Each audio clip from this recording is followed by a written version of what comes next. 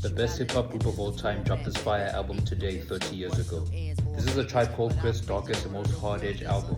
They swear a lot more than they usually do, are a little more confrontational, and come across less easygoing than they do on their previous records. So the 30th of July 1996 might have been a pretty interesting and jarring day for Tribe fans.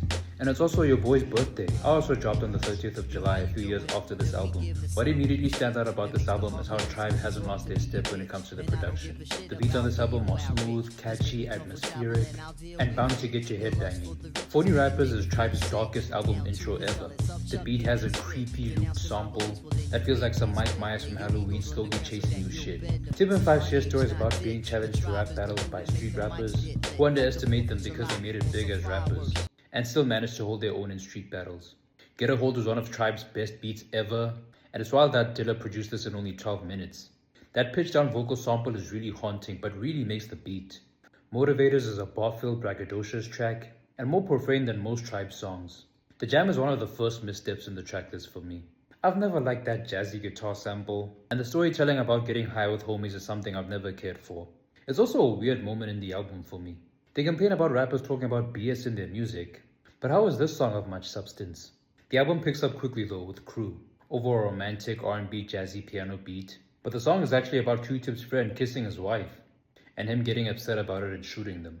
There's a whole altercation at the end of this track with Tip straight losing his mind, and literally murdering someone on the track. I don't think anyone would have expected anything like this from Tribe. Although I do like the track, it kind of flies in the face of Tribe's usually peaceful attitude in their music. The Pressure is another misstep on the album. This beat is so unbelievably boring. It's minimalistic in a bad way.